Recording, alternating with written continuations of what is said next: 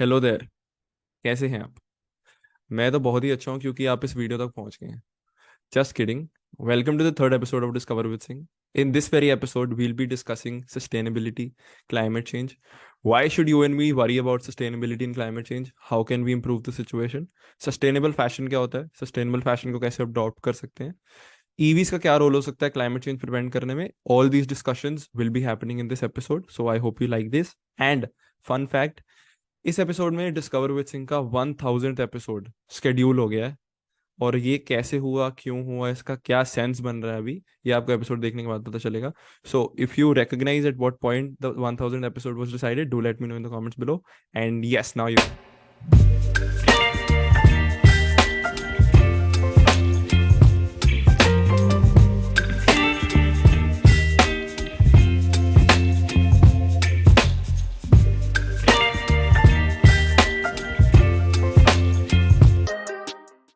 Hi there, people. Welcome to another episode of Discover with Singh. And today we have with us Mr. Anveshi, who is a TEDx speaker. He's been an ex-PwC director, and he's now founder of AdQuest Sustainable Solutions. So a very warm welcome, sir, and thank you for joining us. And I'd like to ask you to give your introduction for the people who don't know you. Thanks, Rita. I don't think there's too much beyond what you said. I think we'll keep it short and sweet, and that's what it is. 20 years is what I've spent in the industry. For the last couple of years, 2.5, nearly about 3 years, AdQuest has been my passion project, and I'm happy to kind of, as we get into the conversation, give you more details of what it is possibly and how it could be relevant for the audience out there. Absolutely. I just love the word passion projects, and thank you for yourself to join on my passion project as well. So to begin with, sir, I would like the audience to know about your passion project, which is AdQuest Sustainable Solutions, more about the organization and what led you to begin, or to bring in such a change in your career and to start with something which is a social initiative as AdQuest.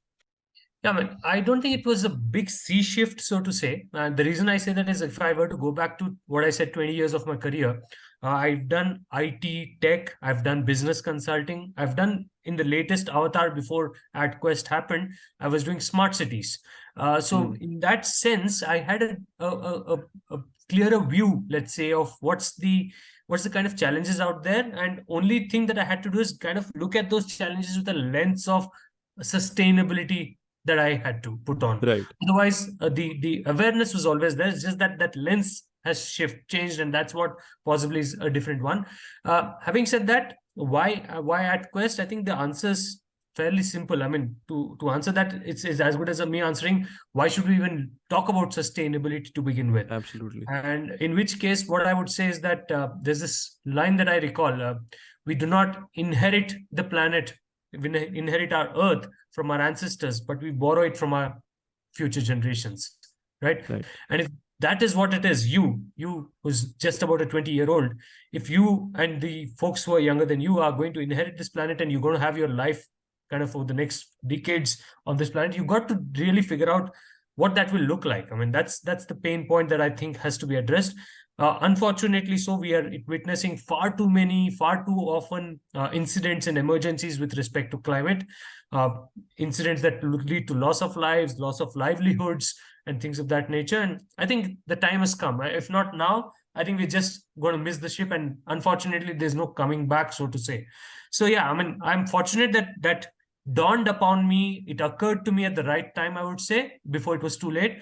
And then we began on this journey. And when I began, of course, it had to be extrapolation of what I've done in the past. And when I look back, I've done corporate consulting, I've done business consulting, and then I've also engaged with different stakeholders in my work that I've done. So I said, if that's what has got me here, maybe I just need to add a few more facets to it and make it relevant to the audience of them. That's exactly how we thought we'll focus on the corporates as one of the segments to kind of help them do their impact driven actions at scale.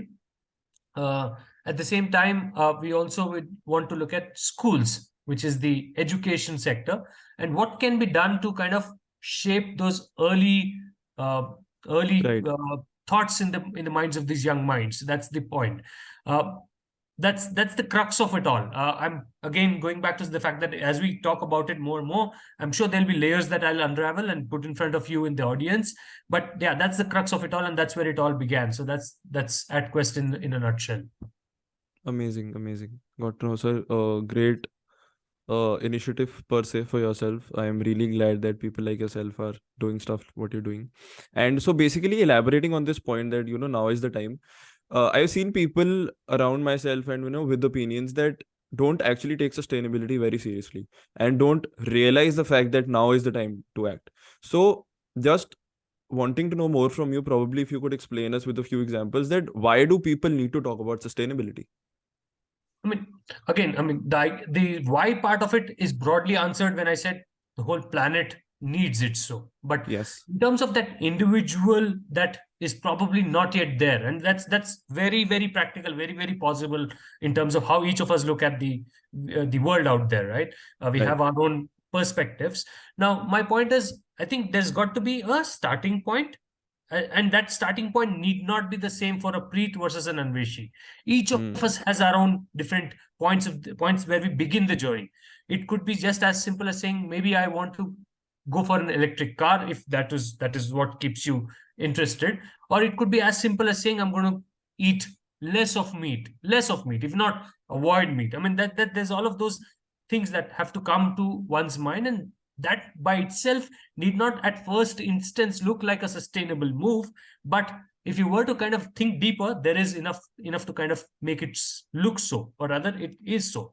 And with that done, at that very point, if you were to possibly have that nudge to that person who's made that first possible action, not so consciously, but still made that first action, and drive him or her further on that journey with one at a time, there will, and it's happened in my case, and I'm kind of citing my own journey in a certain way, there Hmm. will come a tipping point beyond which there's no need for the nudge. The nudge is Hmm. no longer a requirement. And it's something that sounds very fairy tale-ish, but let me tell you, if you were to leave it to that a point where the person himself or herself realizes that's what they want to do. It could be just like a kitchen garden. It could be just like a bamboo toothbrush, as simple as that. A toothbrush that you have used every day, which is a plastic one, replace it with a bamboo. It could be just as simple as that to begin with. And then one thing will lead to the other, and it'll eventually get there. But yes, initially the nudges that I'm referring to are far more important to get them to that tipping point beyond which it's self-driven. So yeah, so I think it's about that journey that one has to really go through. Got it. Got it. Yeah, Yeah, great insight, sir. Definitely, I tend to agree with you, and that it eventually becomes a part of you when you go on and on with the process. Then it's just yourself, just an extension of yourself. absolutely. Again, coming on to a question, what I want for the people to now know is ki what is basically if you could cite what is happening with the world in the sense that the earth is getting warmer, right? UN says that we need to keep the earth under 2 degrees Celsius within the end of the century. So I want you to briefly elaborate on the point about a few technicalities so the people to understand that what is the a brief science behind it and what is actually happening for them to know the graveness of the issue. So here's what it is. I mean, I know it'll at some point become a little too jargonish, but I'm going to be cautiously not doing so. But let's still Absolutely. go there. So 2 degrees centigrade, you just mentioned that. Now, why is that becoming a number of significance, or rather, it's 1.5 to begin with? Absolutely. But I'll get to that. I'll get to that. So century back, go a century back, or maybe even further back, and you will realize that Earth has always fairly had a stable temperature zone around it. It hasn't Hmm. really had a shift in temperatures. This morning, I was on LinkedIn and watching a graphic which told me how in different cities in the world that Hmm. temperature shifts have happened over the last century. And all of the shifts that we are talking about, when I say shift, I'm talking of an upward shift, right? Right. From where a typical average temperature of a city sits to what has happened over the years. And Hmm. 90 years thereabouts hasn't seen a change at all. But the last 10 years, it's suddenly shot to the point where we've in cities, in a bunch of cities, we've breached the 2 degree mark. I'm sure where sitting where you are up north, possibly even Delhi and other cities, you sense that summers are much hotter. You definitely sense, as we speak right now, winters are much Absolutely. chilly, right? Absolutely. And that's exactly what I'm saying. It may not really require you to kind of look too far forward in the future. It's happening right now. When I said that quote, we're saying we're borrowing it from our future generations. I'm actually going to take my words back on that. I'm saying while future generations will face the brunt, we today are seeing it. And so Mm. that's the idea of that 2 degrees. If you were to leave it to that point, it's about saying, I just think of an ice cream, right? You know that ice cream, if you were to kind of keep it at a certain temperature, it's good, nice. You can scoop it up and eat well. Absolutely. Just that 2 degrees of warming on an ice cream, and that matters so much that it could just melt it down and just Mm. now replace that ice cream image, the scoop of ice cream image, with the planet Earth. And that's exactly what we are talking about. So while 2 degree may sound like ho jayega, we'll probably True. if it's summers, we'll probably wear more cotton. If it's winters, we'll wear more wool, and we'll sort it out. It isn't as simple as that, quite honestly, not, because at some point the biodiversity of the planet, the Mm. ecosystems of the planet are taking a hit, because of which flooding happens, because of which something like landslides happen. In other geographies, forest fires happen. All of these are happening. In fact, pandemic as an example, right? Why is the pandemic coming into the picture? Yes, you could always say it came from the bats, but why did it happen? Because at some point, human animal conflict, which is to say that we as humans have invaded the territory of the animal kingdom out there, and then Right. they come into our ecosystem, our spaces. Of course, we actually are the ones who are the invaders, and then it's their Right. natural Right. ecosystem. So they come in, we then start probably coexisting, and then we try to kind of feed off each other in a certain way, and then all of these zoonotic diseases, I think that's what they called, zoonotic, one of those terms. But point is, it is those diseases that kind of move from the animal kingdom over to us humans. And that's the crux of it all. uh, you don't have to look too far. Locust attacks, you've probably heard of locust attacks about a year or so, year and a half back. Yes. Up north, Rajasthan experienced it, Pakistan experienced it, that's where the farmlands kind of couldn't really sustain it. And Mm.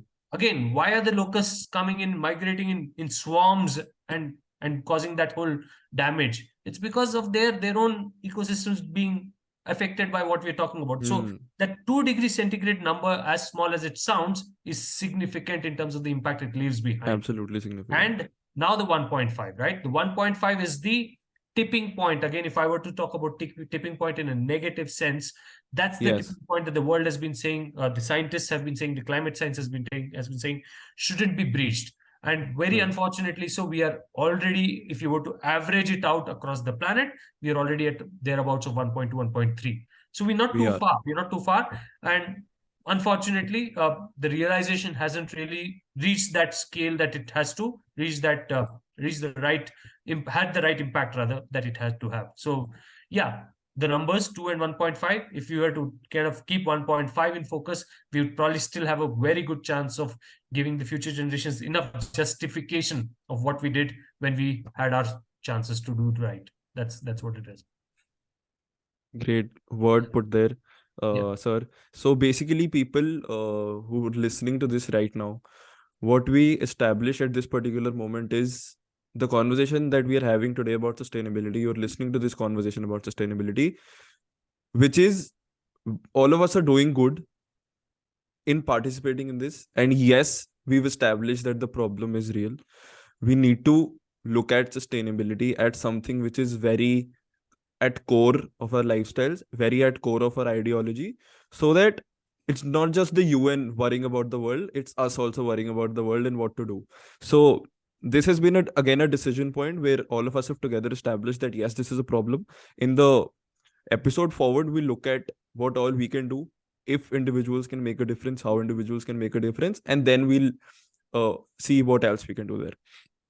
So now, sir, bringing upon a popular opinion which I've heard and which I can also honestly not entirely refute myself, is that can individuals bring significant change? Because there's an idea that since there's so many things that are going wrong at such a large scale, people tend to believe that it's only the big industrial changes and policies that can make an impact. So there's a sense of leniency that comes in as an individual mindset. So I want to understand and to inform or tell all the listeners and to enlighten them that if they can make change and if they can make a significant one.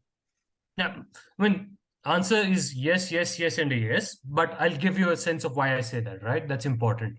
Uh, it's first things first. It's not an either or kind of a question or an answer here. In the Agreed. sense that Agreed. it's not whether an individual, whether an institution, whether the government should do it. It's about and.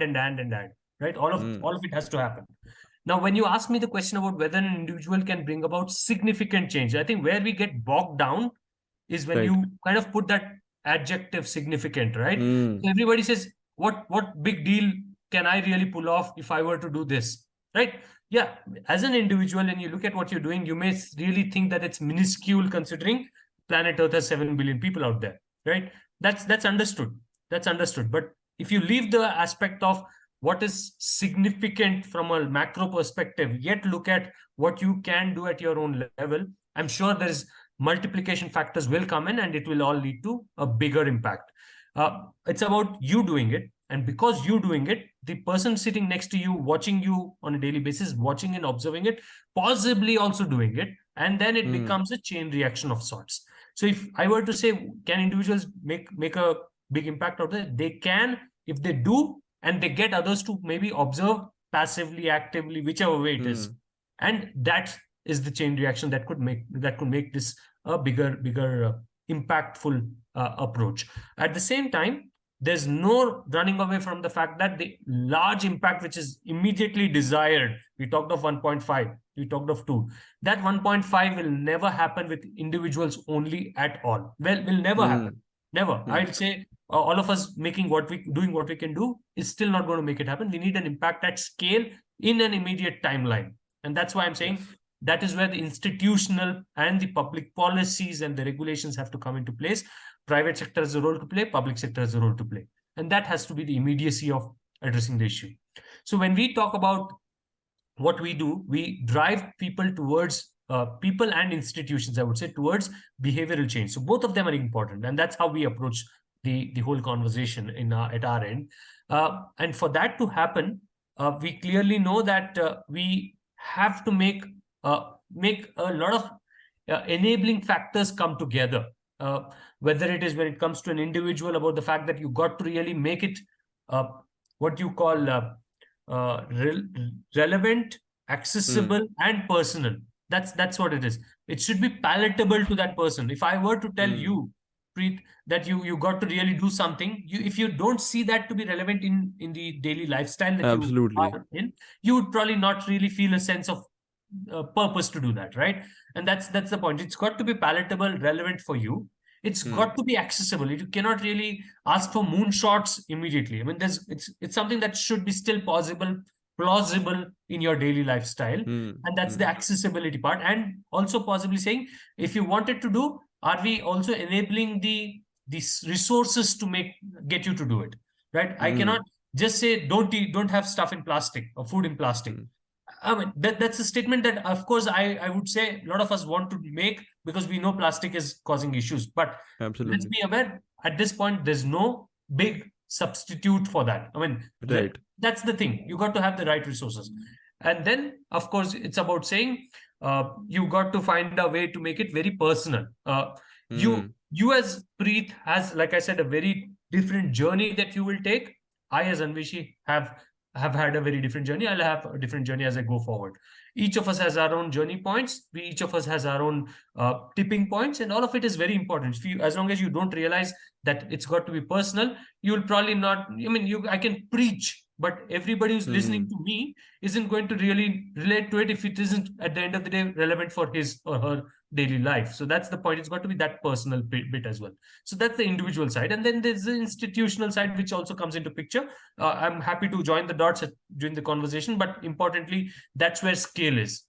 That's where the Got it. large scale impact and immediate changes could come in from that side, right? So Understood. yeah. So what I've gauged in the explanation that you just gave was that definitely immediate change, for immediate change and change at scale, there's a very important industrial and policy based changes that we need, but in the not very long term, I'll say there has to be and a lot of ands working together to, and build a mindset through achievable small and behavioral changes that we can practically adapt to, Yep. so that we build a community in a way that is aware and is focused. And another adding another point to this, probably, that why or how do, let's take an example of how why governments make certain policies when they want to come into power the next time. They see what the people want from them, right? They Yeah. see where the wave is. So similarly with environmental and economical or environmental policies, so to say, sustainable policies, so to say, that if us as people, we demand that there should be something, or there should be pro environment policies, then we can create a wave and actually lead to industrial or policy level framework changes as well. So it's in all, what I've tend to gauged is a mindset that all of us need to adapt, understanding the urgency, understanding it is possible, and creating this awareness. The way I am having a conversation with you guys and Mr. Ranveshi today, have this conversation with somebody you know. If this makes sense to you, have this conversation with somebody else, and the solutions that we will be talking about, let's try and implement that, and let's try and create a wave, so that people who are the decision makers cannot shy away from making a particular decision just because the people are not aware. They like, even if people do not care, why should we eventually care enough to make, or to make such big policies? So that's something I guess, and hopefully it might be insightful for people as well. So in the following section, sir, if we could talk about certain how we can change our lifestyle. So to start, per se, I want to start being a pro environment person, being a sustainable person, make sustainable choices. What are the practices that I can initially adopt, or per se, any young guy or young girl from say 18 to 25, or any person watching us can adopt to start? Yeah, I mean, I think it's the question is just about looking at your daily life, morning to evening. Of course, you're like going to from the time you wake up to till the time you go to bed, let's say, or maybe even during bedtime for that matter, because ACs are still running. But we'll get to Right. that. Yeah. So my point is, we did that. We did that exercise when we came up with our own approach to help individuals transition. And when we did that, we realized there are aspects of a typical daily life. And I'm in this case, let me be very clear, I'm talking of an urban citizen out there, Right. because there's of course a solution that's suiting urban India would not be relevant for the rest of the country. And so I'm clearly, Got it. and there's a reason we stuck to urban India also, because I think the issue actually has its origins in urban India, what we're talking about in terms of the sustainability challenges that we're facing. When we did that, we kind of narrowed it down to what we would have called 8 tribes of sustainability folks out Hmm. there, right? And these are folks who do different things on sustainability, and maybe one is related to the other, but typically, so there are people who are avid nature lovers. They Hmm. love the fact that they want to kind of be associated with nature, flora, fauna, birds, insects, whatever, right?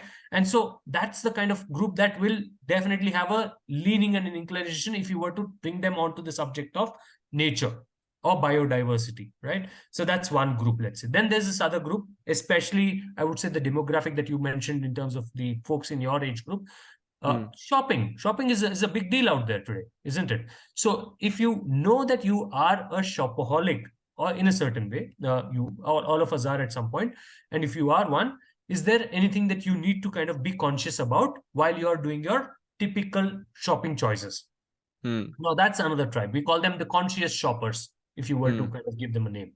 Then there is the travel folks. So we all have our own reasons to travel from point A to point B. And when we do that, is there a way to kind of uh, watch what we are doing in terms of our Hmm. behavior during the travel? Hmm. Then that's a tribe we call responsible travelers. So there was Hmm. nature lovers, there's conscious shoppers, there's responsible travelers. Then there is someone who's energy conservation kind of a person. Renewable rock Hmm. stars is what we call them. So we've Hmm. given them fancy names, like you would have sensed by now. And 8 tribes with that whole learning that we did. And when you ask me where should I begin, that's the point I'm saying. What we've done with that tool that I'm referring to. And this one is called the Green Compass. It's on our website. Anybody wanting to go and visit could do that, could easily register, by the way.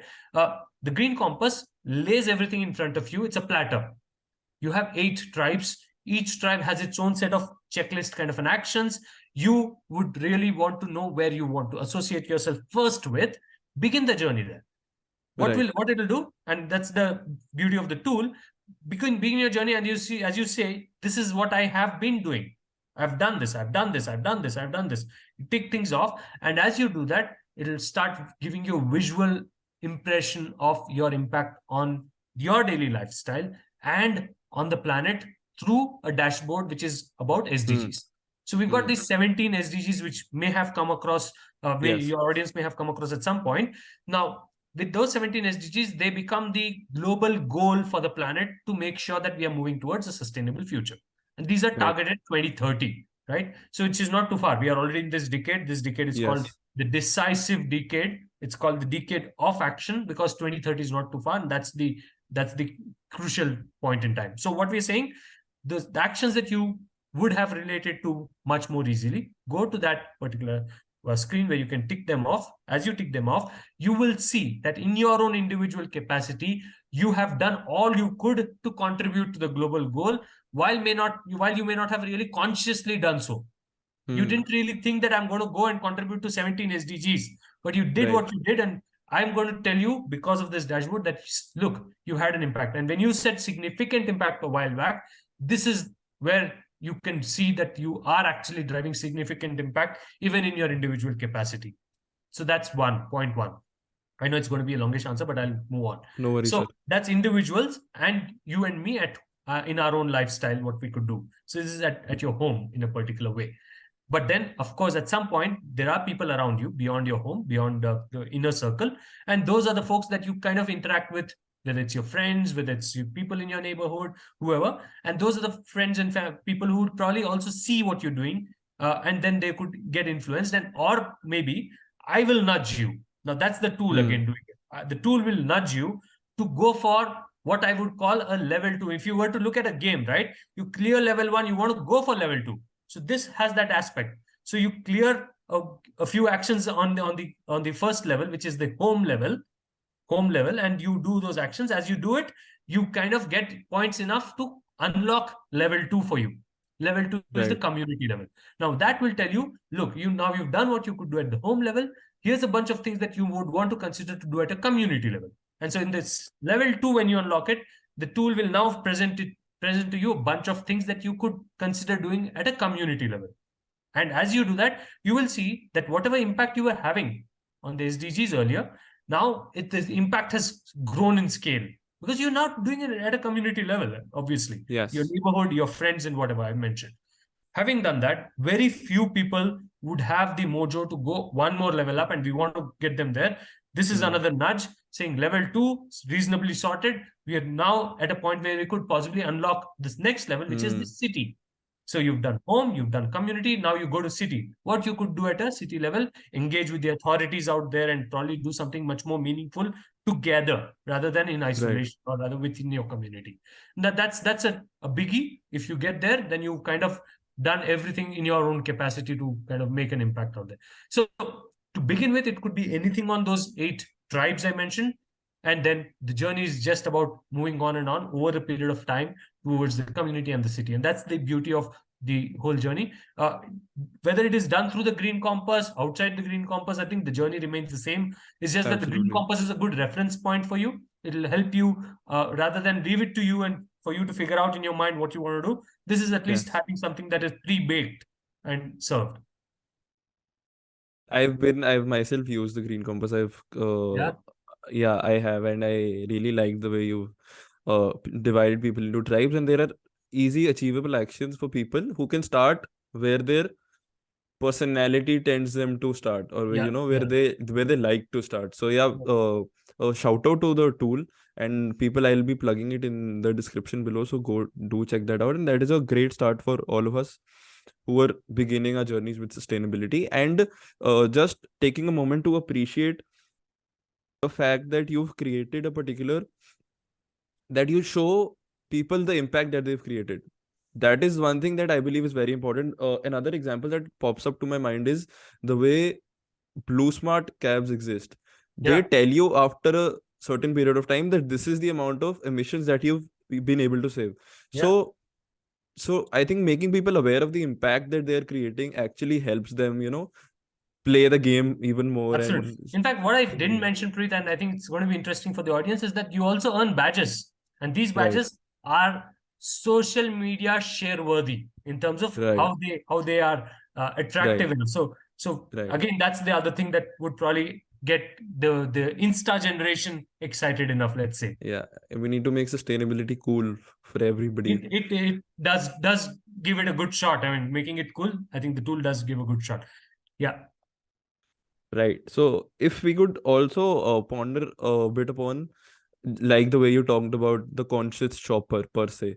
I think this is one area where a lot of us people would be able to relate. We live in the world where fast fashion is predominantly rising. There are clothes we're buying cheap clothes every day, not made in a very sustainable way in developing countries where workers are not living in good positions, a lot of water being consumed in bring making t-shirts and stuff. So I want you to advise people like myself per se who who've actually fallen prey to the idea of fast fashion, so to say, and probably how can we, in the first sense, understanding why fast fashion is not a very desirable practice to follow, and why is it so, and if and how we can probably make a more sustainable decision to our clothing or to our fashion choices. Yeah, I mean, I heard you use the word advice, so I'm very very afraid of being preachy and advising on these aspects. Quite honestly, because it's something that it's like I said at some point does come from within. It has to. But having said that, uh, now there are two things that are happening right as we speak. One, the industries or rather the brands that are generating the fast fashion outputs are themselves being questioned by different regulators and investors They are. on the greener portfolio of theirs. What are Hmm. you doing to kind of address that? Is the Hmm. question they are being asked. We may not be completely conversant with the conversations that are going out there because that's not something that everybody looks into. But coming from where we do, we've kind of kept a keen eye on that, and we know that's the kind of conversations that do come up a lot, and there's uh, a lot of scrutiny on that front, I'm right? glad. That's one. Two, at an individual level, I think all that one needs to do to begin with is uh, probably just ask yourself whether you want to really shop for the fact that you have a need, right? I mean, that's the only, I mean, it's again something that is very contextual to each individual. I would say True, each of true. us looks at it differently. But having said that, if you were to be conscious, and that's the tribe name, right? Conscious shoppers. If you were to be Right. conscious, it starts at a point where you say, you do you want to buy it? Is what you want to know. So what I would have typically done, and of course this isn't the something that I'm doing for years and decades, but over the last 5 to 10 years, what I've been doing consciously is that I kind of put down my own list of what I want to buy. I don't go Hmm. beyond it. This is not just about shopping for garments. I'm just saying shopping for anything, right? I kind of am very kind of conscious on that front. While that is so, there are also brands that have come out in the open these days, new Hmm. brands, new age brands, which are actually promoting a greener alternative to your regular purchases. You at Right. some point mentioned about the fact that you and me as individuals should probably ask for the change out there, right? Hmm. Now it's a supply and demand thing. Even the new brands that I said have come out, which are eco conscious and they promote eco friendly alternatives. But having said that, my point is there is a need for them to also see scale, for them to Right. see scale in the sense that today, why do you think the average shirt that we are wearing today versus an average shirt coming from the eco-conscious brand, the price points are different. Price point on the Yes. eco-conscious side is higher. Higher. It's always right. It's always Right. that case. And that's also because of the fact that the scale at which they can operate today Hmm. is limited for the fact that they are not sure if there's a demand that will meet the larger volumes that they could make. So who wouldn't want to make more of good if the good was to be adopted well enough, right? Hmm. So there is enough and more people who can easily make more of that eco-friendly good alternative, but the demand on the other side should also shape up. So Right. that is the dilemma, so to say, in the sense that where do we kind of balance it off? So there has got to be that demand side shift that will have to happen with the whole nudges and all of those aspects that we spoke about, and then there's the supply side shift that will have to come together, not just because of the investors asking for it, not just because of the regulators asking for it, but because of the consumers asking for it. Consumers asking for it. Yeah. So that's the crux of it all. Where do you begin is all about saying, what do you want to buy? Why do you want to buy? Hmm. Basically questioning whatever spending that you're doing out there.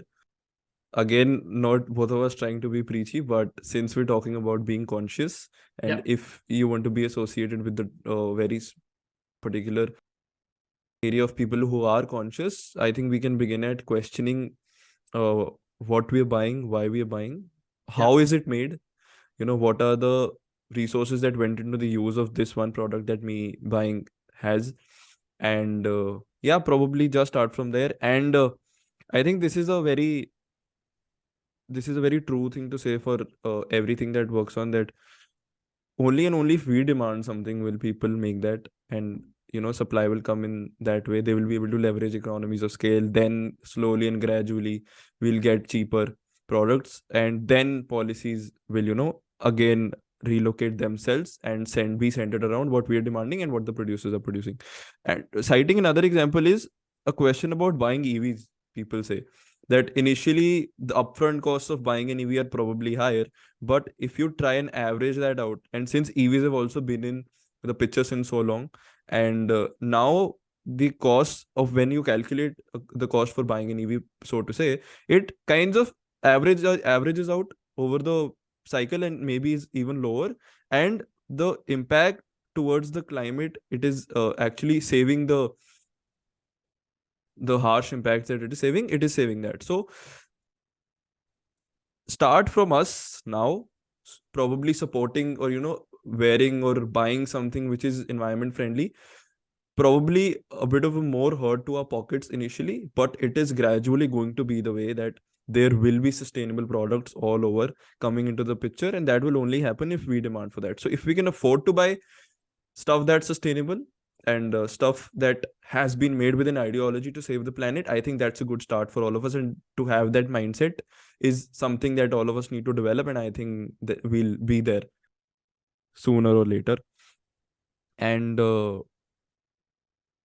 if you could, sir, share some light on buying certain appliances, if we should make sure that these are efficient, so to say, because at the end the point is saving energy or using energy efficiently. So what will be your take on that? No, very obviously, yes. The answer is a yes, in the sense that, fortunately, so I think for the last decade or maybe a little more than that, there's been on these appliances something called a 5-star rating. Right. Most of us would have a, so there, that is, these are the kind of enablers that weren't there earlier. Earlier, when I say, I'm Hmm. talking of a decade back or a little more than a decade back, right? Today, with that being around, it's just about looking at, when you're buying an appliance, just looking Hmm. at that sticker. I mean, as simple as that, right? That by itself is enough for you to figure out whether you're making the right choice. Go for a 5-star. Yes, again, going back to the fact that capex or the initial expense would be higher. Would be Yes, higher. that's true. But be aware that it's also going to fetch you lesser electricity bills in the longer run, right? Yes. That's the idea of Yes. a 5-star product Yes. versus a 3-star. Absolutely. So do that math, and it'll obviously make sense for you that there is going to be more money in your pocket on a month-on-month basis after you make that purchase. Apart from the fact that as you make that purchase, you are displaying that trait of being a conscious shopper, right? That's very obviously so. And apart from that, when you talk of EVs, there is also enough people who say, are we really solving the problem with EVs? In the sense Hmm. that, because the batteries that are used in the EVs at some point give up in terms of how much they can help you run, and then they have to be disposed. And that's where, Yes. even going to the plastic issue, plastic is not the problem. The way we dispose it is the problem. Says so is the case with batteries, right? That's what is being questioned.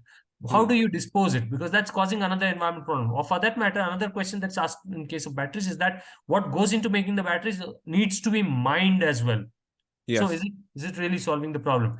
So Yeah, at the end of the day, you're trying to compare what you're doing with fossils versus what you're trying to do with EVs.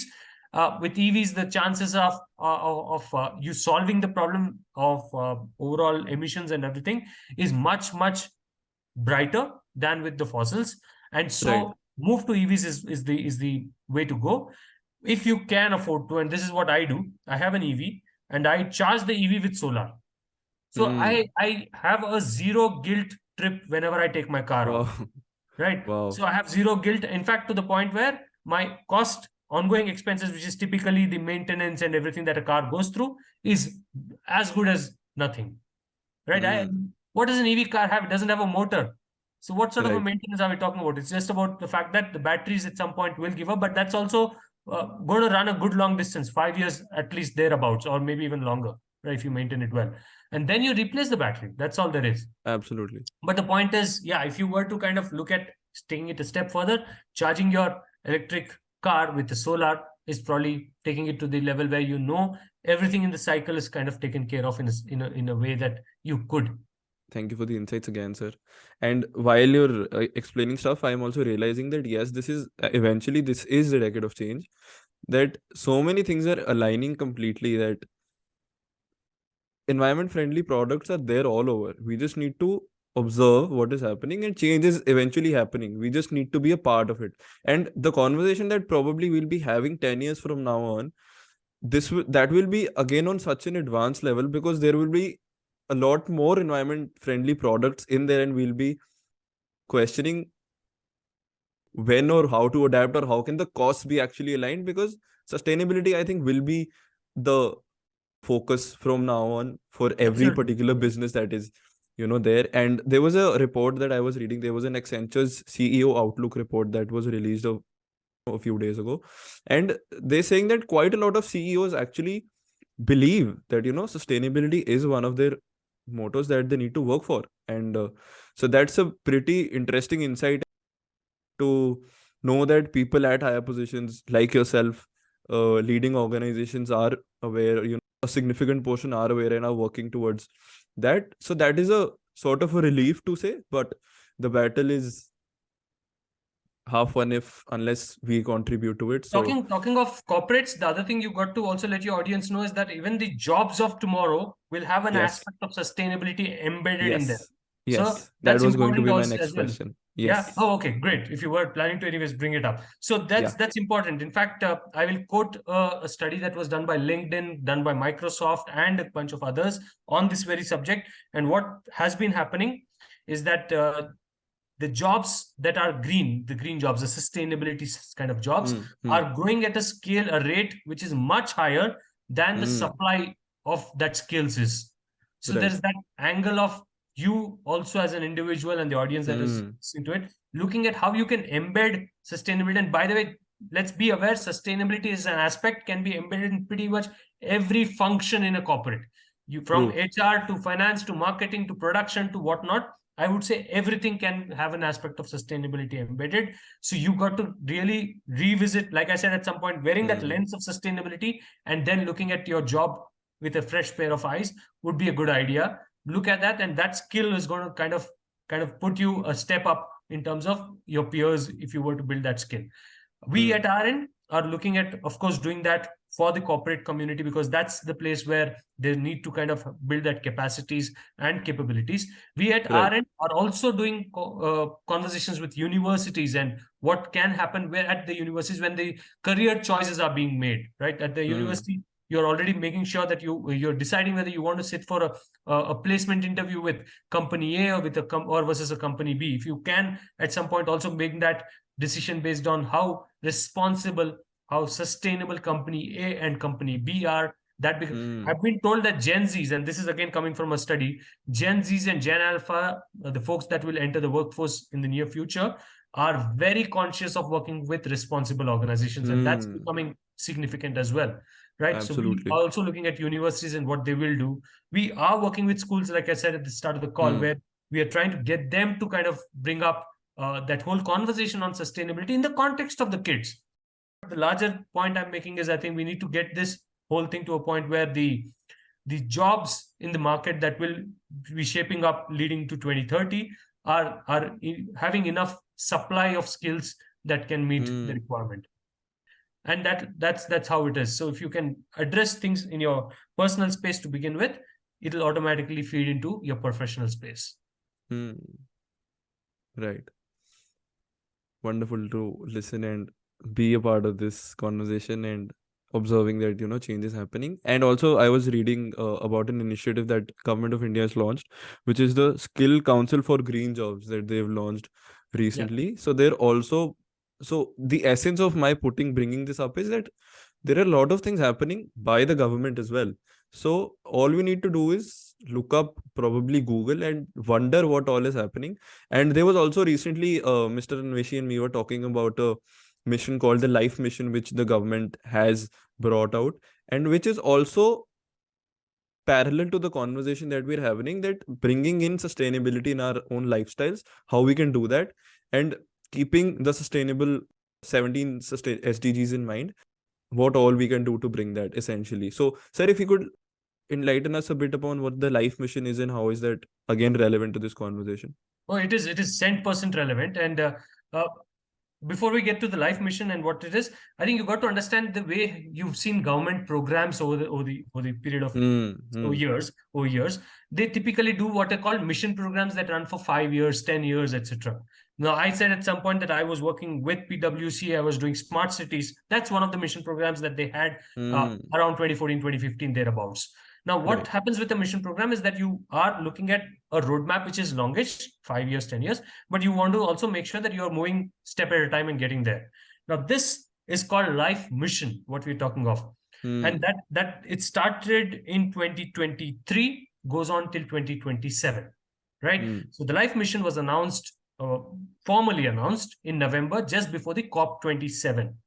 It was Hmm. announced along with the United Nations, right next to the president, sorry, the prime minister. So we had Prime Hmm. Minister Modi and the United Nations on the same forum, on the same stage, and the announcement happened. So now the way this is going to be brought out is that it is still looking at that very aspect of lifestyle changes. Life Mission, Hmm. LIFE, stands for LI, lifestyle, F for environment, lifestyle Hmm. for environment. For environment. Yeah, and what it's wanting to do is make pro planet people out Hmm. of us. Pro Hmm. planet people, PPP is what it is, right? Yes. Now Yes. that's the idea. And when they say pro planet people, when they say life mission, this is quite distinct about the mission. It isn't a Hmm. mission meant for India only. It is a mission that they're saying will be from India for the world. And that's Hmm. that's the very distinct aspect of how we could drive that 7 billion folks out there, how Hmm. we could drive that lifestyle shift, and what can we do to make that happen. So yeah, that's the important essence of what that mission is. They've at this point called out for ideas to kind of make that happen from the world out Yes. there. We ourselves have submitted a couple of ideas. We're getting to a point where we will have a final round of discussions on those ideas. We've been Right. selected till the final round, so that's something we'll see how it Amazing. goes. But importantly, the call of ideas is for driving what is called the change on the demand side. So they're saying, Right. let's first look at what we could do from an individual's lifestyle change Hmm. from a demand side. That is what will feed into the supply side, the corporate industry shifts, and that's a policy change that the government will bring in. Then they would want to then say supply and demand are acting in tandem. Now, Hmm. I think the ecosystem, which is the overall regulatory landscape, has to now bring in those changes that will help this flourish. And that's the Hmm. 5 year plan of it all. It's a Right. wonderfully conceived program. I'm hoping Absolutely. and believing that this will come together well enough in the next course of the next 5 years. It's definitely got the right people backing it. So let's see. Yes.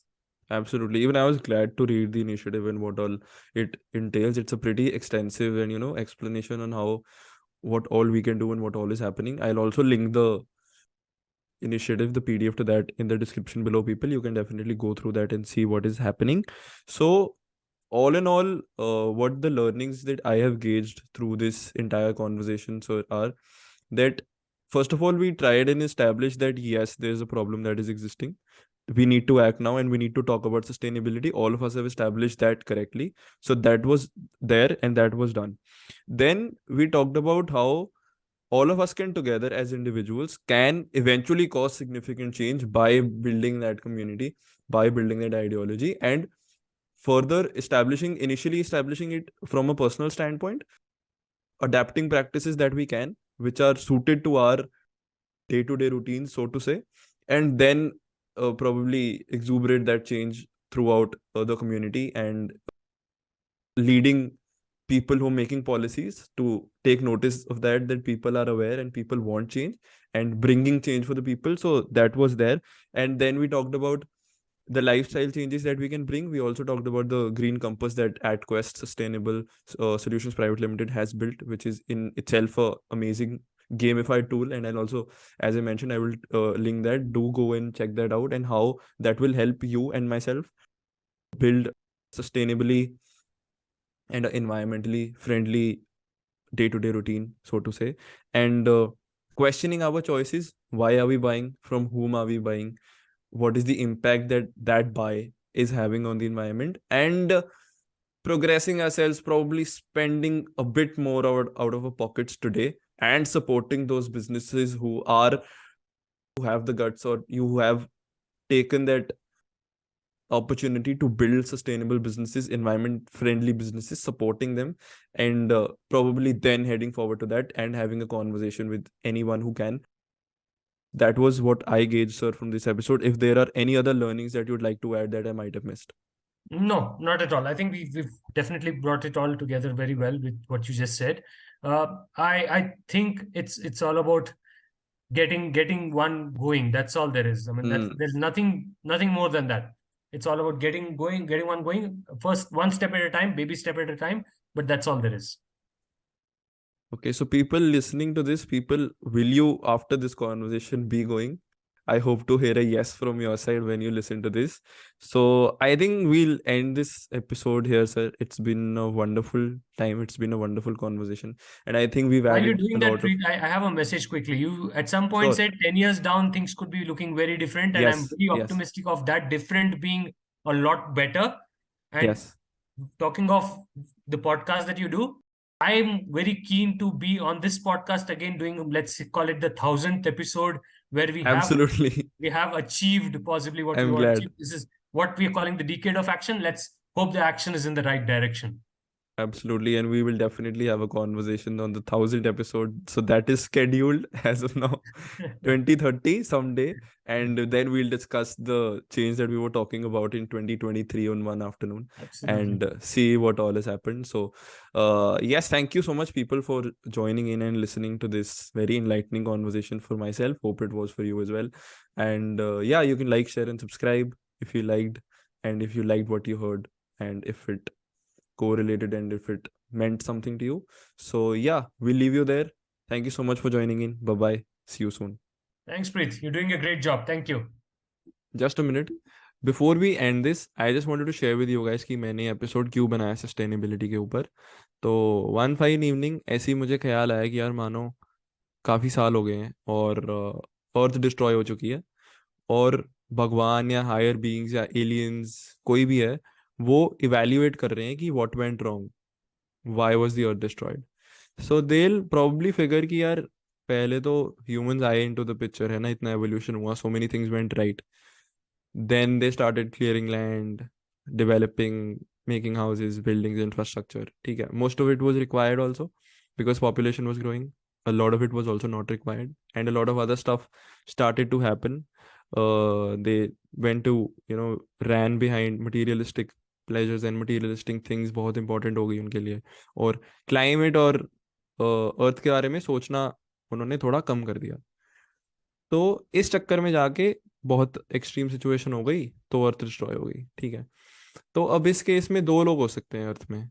एक वो लोग हैं जो sustainability और climate change के बारे में बात कर रहे हैं, और आप और मैं जो इसमें इन्वॉल्व हैं इस कॉन्वर्जेशन में. एक साइड तो हम हो सकते हैं अगर हम एक सस्टेनेबल लिविंग की तरफ चलें, या क्लाइमेट चेंज को प्रिवेंट करने के क्या मेजर्स हम कैसे कंट्रीब्यूट कर सकते हैं, जैसे हमने बात करी, इन सब चीज़ों की तरफ ध्यान दें, अवेयरनेस क्रिएट करें.